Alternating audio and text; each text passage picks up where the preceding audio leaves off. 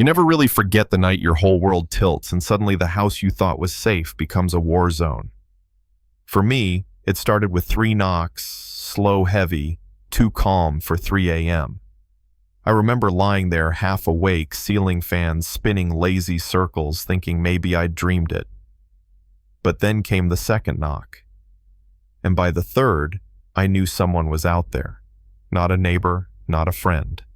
It had weight like whoever stood behind that door already decided how the night would end. Dad always said peace was just the pause between battles. I used to laugh at that. But that night I understood. He was a Navy man, 30 years, 2 tours, and a lifetime of habits that never left him.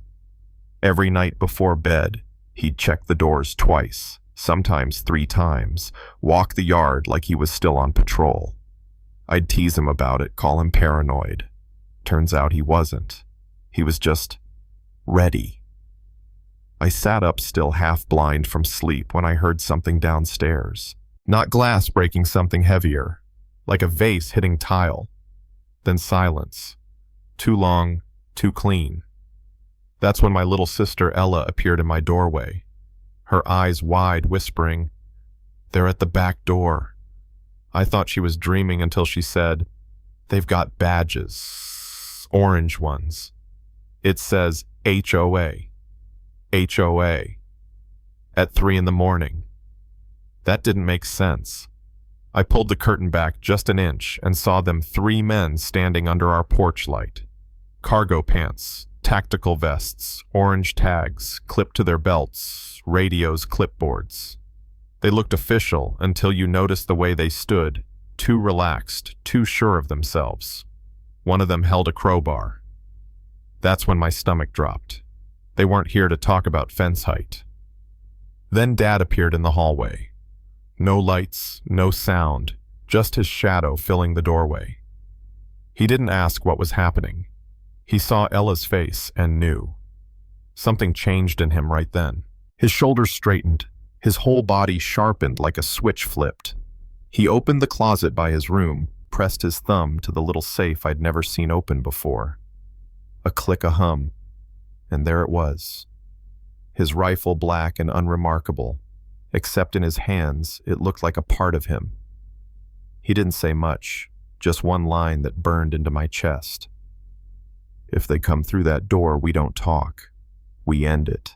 No fear, no anger, just calm, cold, professional calm." I'd seen him patch drywall and change tires with that same look, and somehow that made it even scarier. Downstairs, the handle rattled. Metal scraped, the sound of a lock being tested. Then a voice too polite to be real. "Sir, we've had some complaints about your landscaping. Need to inspect the property." Dad didn't answer. He raised a finger, silent signal, stay put. The next sound was the deadbolt giving way. Crack. Then the door swung open. One of the men stepped inside, clipboard still in hand, like he thought that made it okay. Dad moved from the shadows, voice low and final. "Last warning." The man froze. And then the rifle roared. Not at him, but up straight into the ceiling. Dust rained down the room, flashing white for half a second. I'll never forget the look on that guy's face. Clipboard dropped, crowbar clattering to the tile, his fake badge swinging as he bolted out the door, screaming. But the second one didn't run. He came in fast, gun already drawn. I didn't even breathe before Dad fired twice sharp, controlled surgical. One hit the shoulder, one the leg. The man went down hard, moaning, blood spreading on the floor. Dad didn't gloat, didn't curse. He just knelt, pressed a towel to the wound and said, "Stay down. Help's coming." Then came the third man. Glass shattered by the kitchen.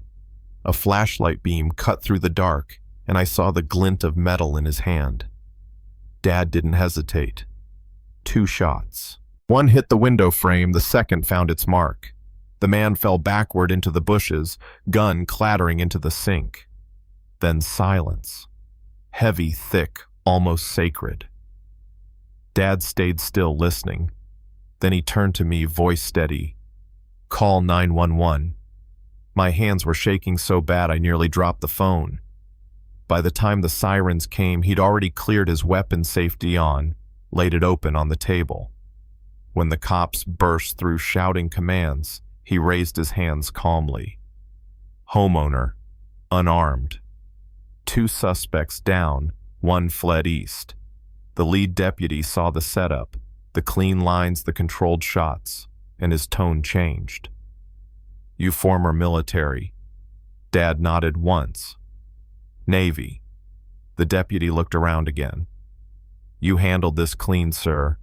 Dad just said I had to. For a second I thought it was over, but then I heard another sound, a faint scrape by the side window. Someone else was still out there. Before I could even think, I grabbed the fireplace poker. The glass creaked, fingers slid under the frame, and instinct took over. I swung hard. The window exploded outward. The man outside shouted and stumbled back into the dark. I stood there, shaking, shards glittering at my feet. Dad turned, saw me holding that poker, eyes wide, breathing like I'd just woken from a nightmare. He walked over, slowly, rested a hand on my shoulder and said, "Good eyes, kid." That hit harder than any gunshot, because in that moment I realized I wasn't just his son anymore. I'd stepped across the line, the one he'd spent his whole life keeping me on the safe side of. By dawn, the place looked like a crime scene from a movie. Cops everywhere, yellow tape, neighbors in robes filming with their phones. The news called it the HOA break-in. The HOA itself released a statement, some sterile nonsense about condemning impersonators.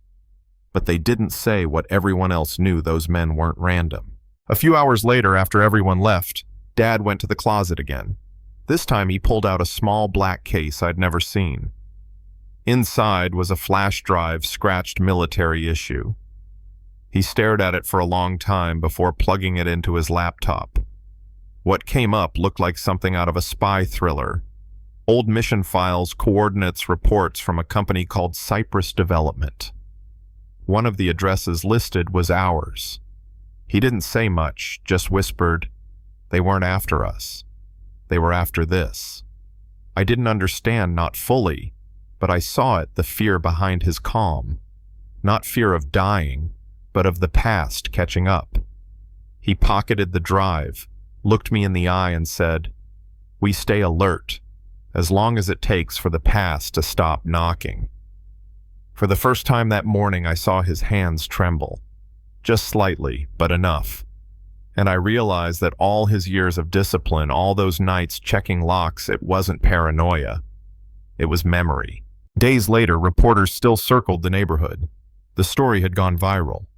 Fake HOA agents shot by veteran father. Half the country called him a hero. The other half called it excessive. He didn't read the comments, didn't care. He just kept patching the bullet holes in the ceiling, repainting walls, trying to make the house feel like home again. That morning while we ate breakfast, I told him I still thought about the sound of the glass breaking, the look on that man's face. He didn't tell me to forget. He just nodded. "Good," he said. "That means you're still human." Then he smiled, not the kind that reaches the eyes, but close enough. Later, as we sat on the porch watching the sun climb over the trees, he whispered, "You ever think maybe the war doesn't end? It just changes addresses?" I didn't answer, because maybe he was right. Maybe peace isn't about silence. Maybe it's about learning to breathe again after the noise fades. That's the night I learned courage doesn't look like action heroes or perfect endings. Sometimes it looks like a man standing barefoot in his own kitchen, doing what he has to, so his kids can sleep. So if you're still here listening, tell me what you think. Was he right to do what he did? Was it justice or just survival? Drop your thoughts below. Tell me where you're watching from, and if you've ever had a moment that made you see your home differently. Until next time, take care of your house, your peace, and the people you'd stand the line for.